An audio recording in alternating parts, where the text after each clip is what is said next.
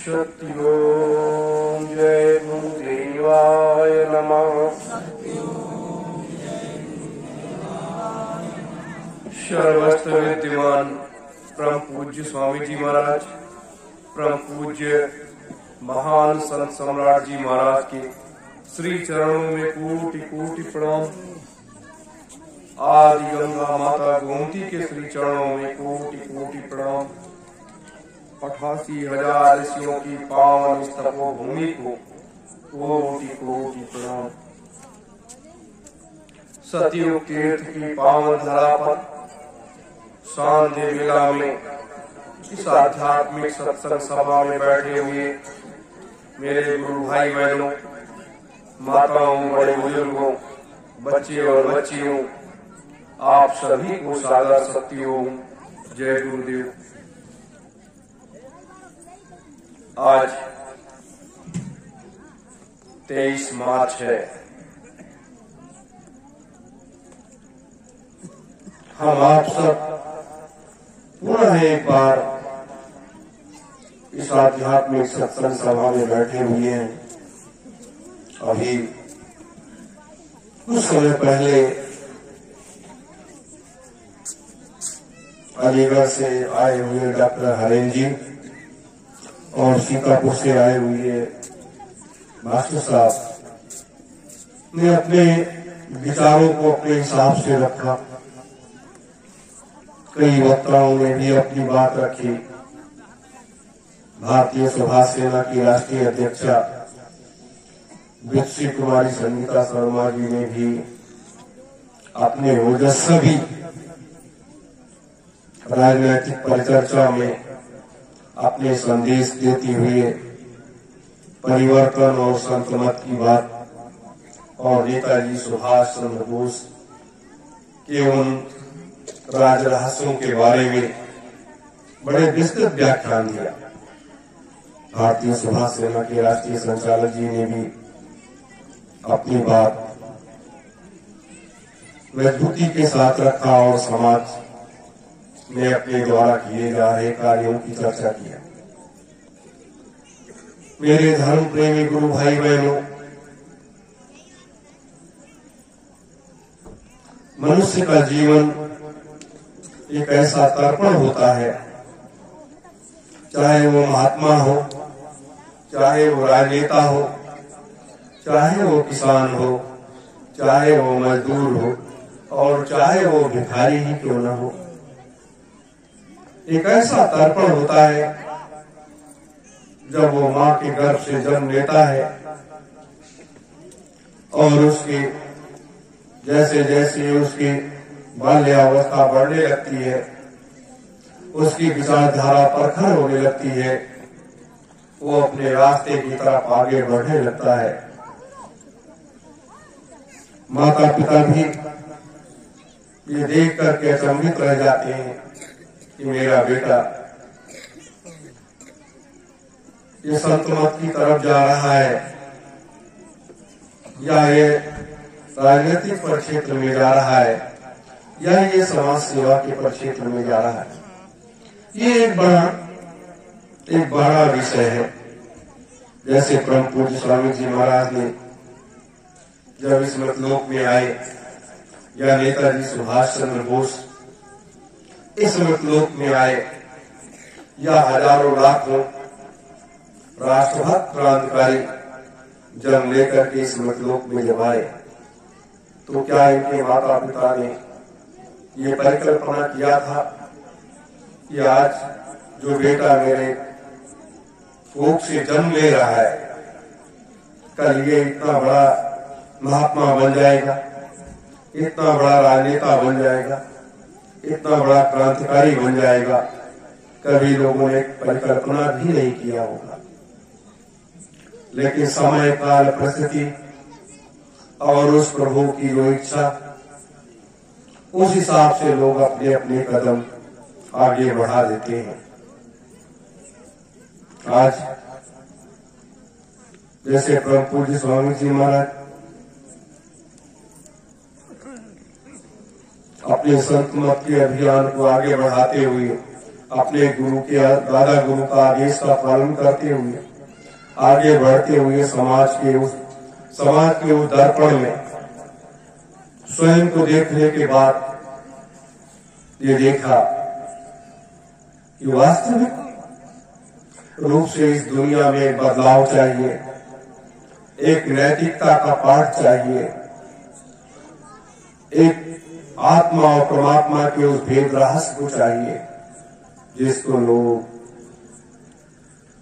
समझने के लिए उनके पास जाने लगे। लेकिन जब ये देखा कि हमारा ये देश राजनीतिक नेताओं के चंगुल में जकड़ चुका है, राजनीतिक परिस्थितियां देश के विपरीत जा रही हैं और नसबंदी का अभियान बड़े पैमाने पर किया जा रहा है, तो उसका जब उन्होंने विरोध किया, जबरदस्त विरोध किया, तो उनको जेल में डाल दिया गया। 24 किलो की खड़ी हथकड़ी बेड़ी डाल दी गई, काल कोठरी में बंद कर दिया गया। एक महात्मा के साथ कितनी प्रताड़ना दी गई, कितने उसको कष्ट दिए गए, कितने उसको चोट दिए गए। लेकिन महात्मा जो होते हैं वो बड़े दयालु होते हैं, दया के वो भाव सागर होते हैं, क्योंकि हाड़ मांस का शरीर सबका होता है, कोई लोहे का शरीर नहीं होता है।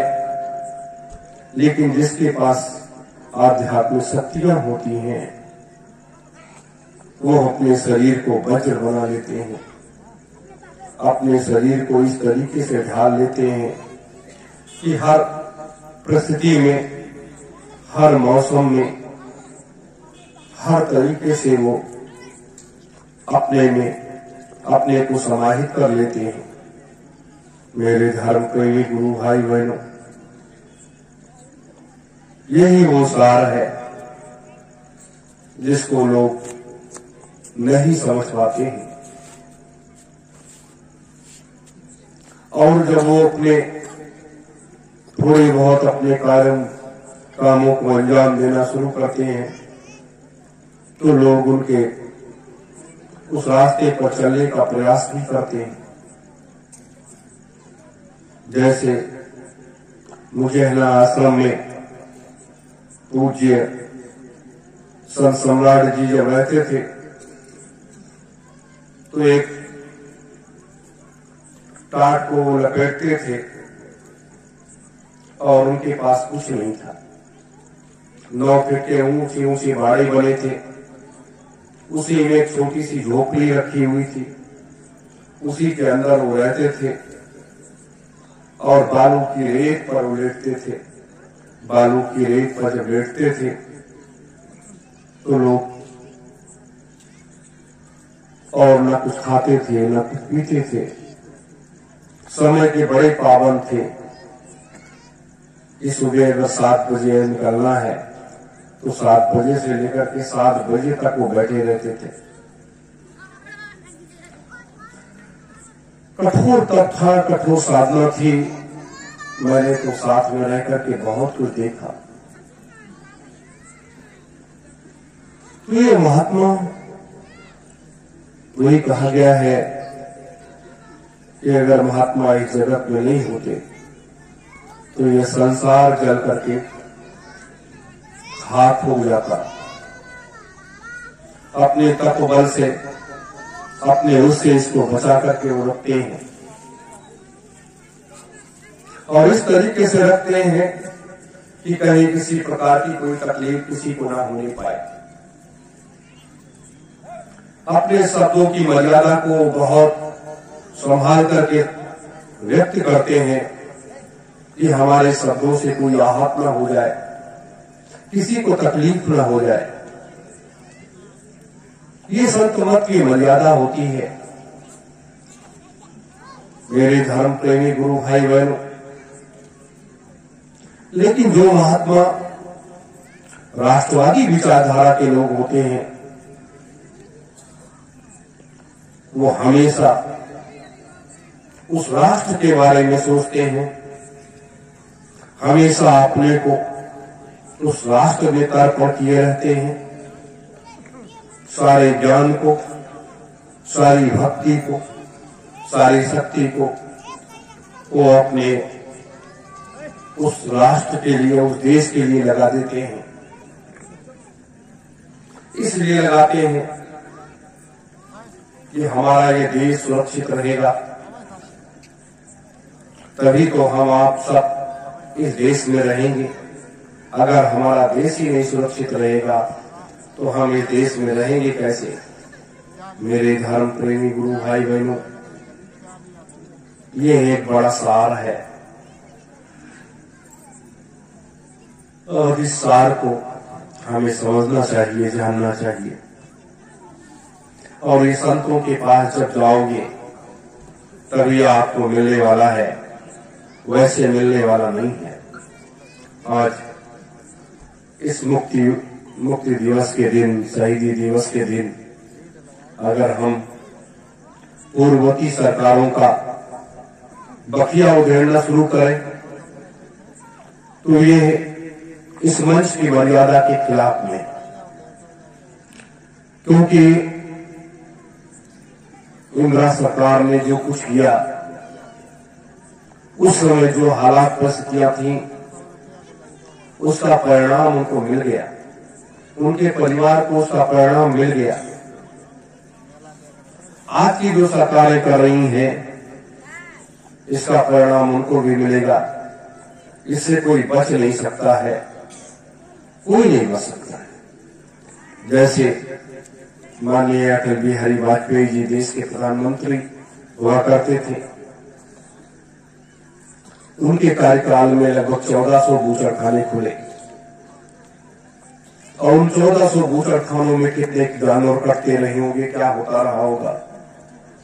लेकिन जब उनका जाने का समय आया तो 4 से 5 साल लगभग बिस्तर पर ही पड़े रहे और उनका मुंह एकदम से खुला रह गया, आंख से आंसू गिरते थे, बोल नहीं पाते थे, मुंह खुला हुआ था और लार बहती रहती थी। अपार कष्ट उन्होंने झेला। तो कर्म का फल तो सब यही है, इसी मतलोक में लोग झेलते हैं और उसे पाते हैं और चले जाते हैं। ये तो यही सब है। आगे नेताजी के साथ जिसने भी अन्याय किया, जिसने भी उनको हर तरीके से परेशान करने का प्रयास किया, सबका पतन हो गया, कोई नहीं बचा। ये मैं इसलिए आपको बता रहा हूं कि हम आप भी जिस रास्ते पर चल रहे हैं, ये रास्ता सीधा सुगम नहीं है। ये रास्ता भी कांटों भरा है। कांटों भरा रास्ता क्यों है? माया, और माया से ही दूसरा रास्ता उत्पन्न होता है, काम। माया से दूसरा रास्ता जब काम वासना का उत्पन्न होता है तो व्यक्ति अंधा हो जाता है। व्यक्ति अंधा हो जाता है और वो ऐसे रास्ते पर चल पड़ता है और उसका पतन हो जाता है, और उसका पतन हो जाता है। ये इन सब कार्यों में क्यों होता है?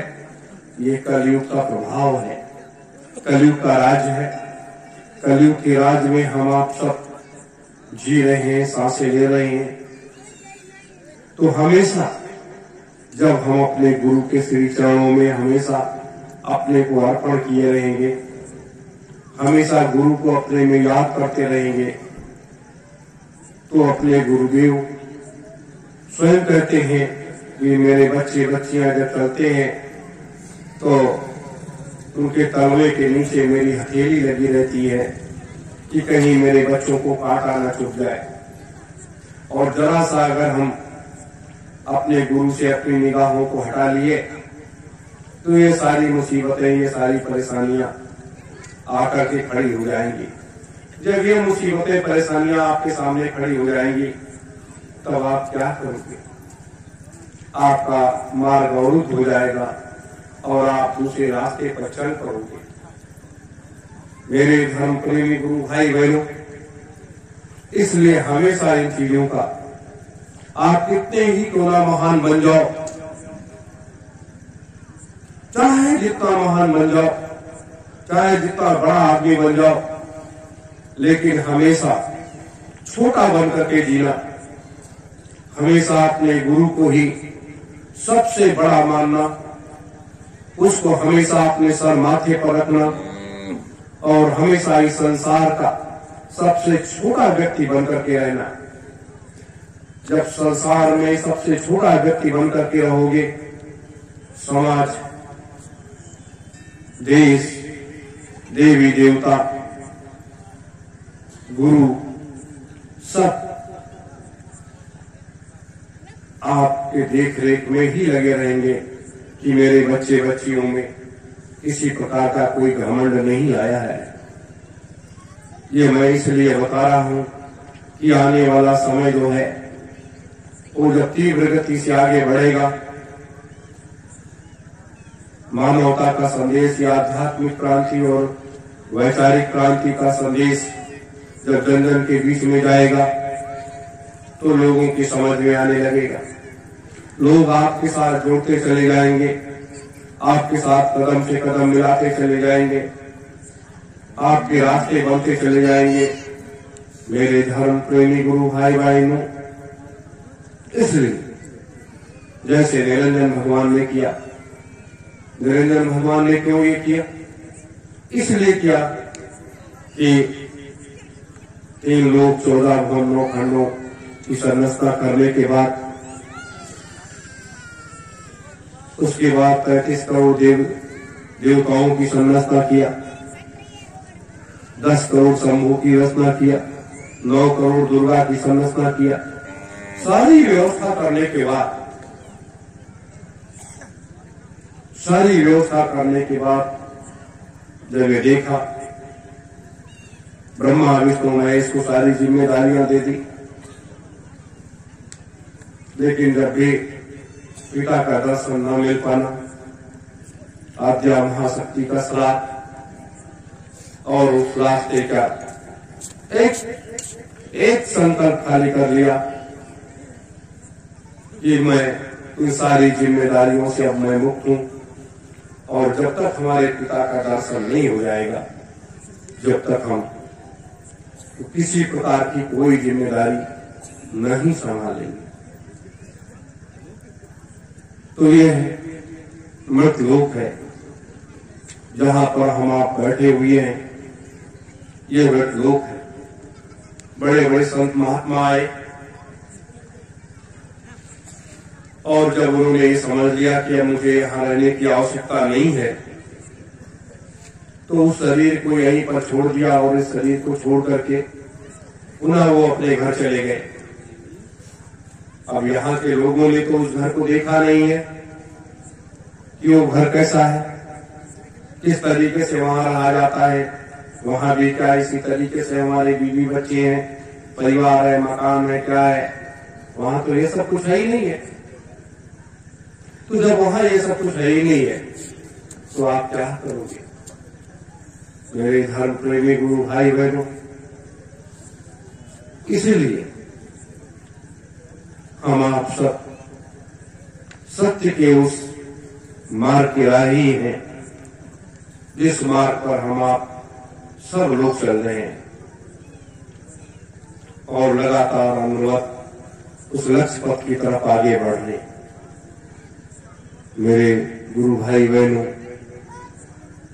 इस अब तो रात्रि हो रहा है, हम आप सब काफी समय से यहाँ बैठे हुए हैं, लेकिन हमारा एक ही बात कहना है, जैसे लोग आजादी के दीवाने थे, वैसे सतयुग को लाने के लिए इस धरा पर हमारे आप के अंदर भी दीवानापन होना चाहिए। हमारे आप सबके अंदर दीवानापन होना चाहिए